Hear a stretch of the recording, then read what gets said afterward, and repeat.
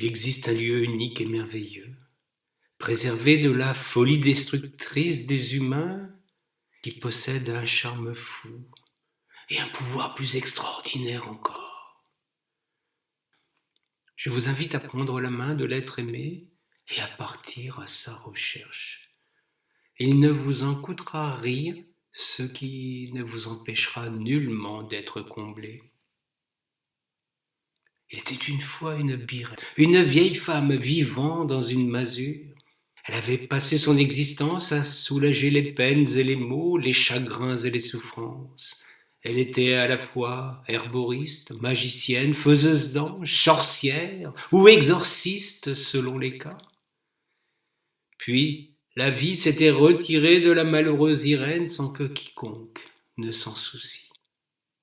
Sa maison devint son tombeau, car nul jamais ne songea à s'enquérir de sa disparition. Le monde avait évolué, les vieilles croyances s'étaient dissoutes dans une modernité qui se targuait de ne croire qu'au tangible, au vérifiable, à la science. Irène et sa demeure disparurent à jamais des consciences. La nature seule lui dressa un mausolée, un palais de ronces, d'herbes folles, de lierres, de roses sauvages et d'acacias. Au cœur de cette jungle inextricable, miraculeusement préservée une fontaine, dans laquelle la dame avait toujours tiré son eau. Magie ou bien mystère? La luxuriante végétation avait renoncé à envahir ses abords. Un tapis épais de mousse moelleuse entourait la petite mare. Mais plus extraordinaire encore, c'était devenu le refuge de tous les papillons de la création.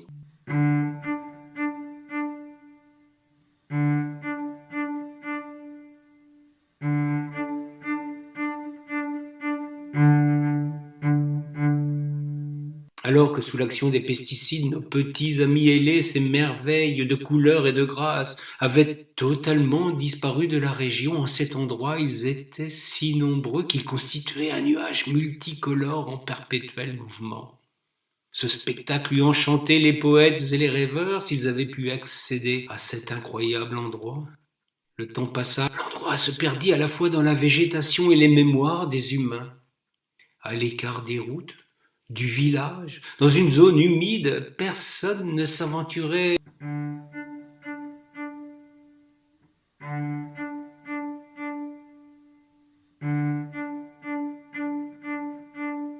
Jusqu'au jour où deux amoureux, à la recherche d'une cachette pour dissimuler au monde leur passion fulgurante, approchèrent. Alors qu'ils s'embrassaient tendrement devant un mur de ronces, ils virent la végétation s'écarter, former à leur intention un petit tunnel dans lequel ils s'engouffrèrent. Ils aperçurent tout d'abord la masure, ou plus exactement quelques pierres encore debout devant un inextricable décor. Sur la carcasse d'un fauteuil, un squelette, qui étrangement n'avait rien de macabre, un sourire semblait illuminer ce corps décharné. Ni l'un ni l'autre n'éprouvèrent un frisson ou même une pensée négative.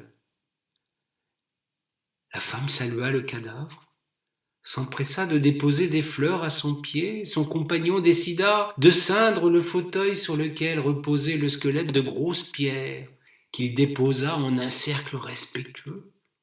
Irène avait enfin un tombeau digne d'elle. C'est à cet instant, empreint d'une émotion intense, que les deux amants se retournèrent et virent la fontaine et son nuage de papillons.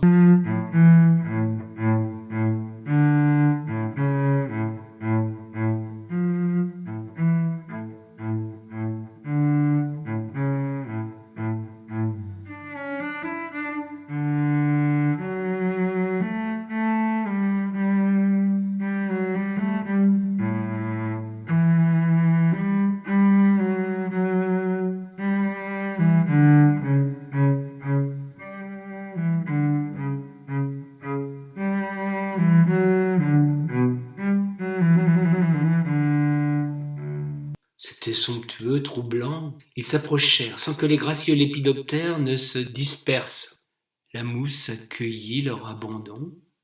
Ils s'allongèrent, se dévêtirent et s'aimèrent en un ballet somptueux, accompagné du vol des merveilleux pollinisateurs. La femme, qui avait perdu le chemin de la jouissance, oublia les tourments qui peuplaient son passé. Elle effaça dans l'instant les images d'un amour qu'elle n'avait pas désiré, du vol de son enfance, la privant si longtemps de l'abandon absolu. Ceux dont elle avait été privée par la force, la grâce et la passion lui octroyaient enfin l'abandon absolu. Sa petite mort semblait honorer celle de la birette abandonnée.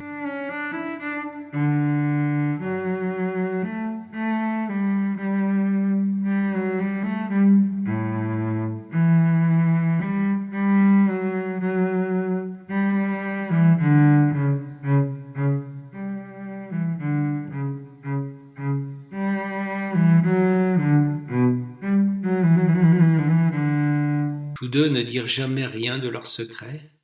C'est ainsi que dès qu'ils en avaient l'occasion, ils s'échappaient du monde et ils se rendaient à la fontaine aux papillons, s'enivraient de frissons et d'amour.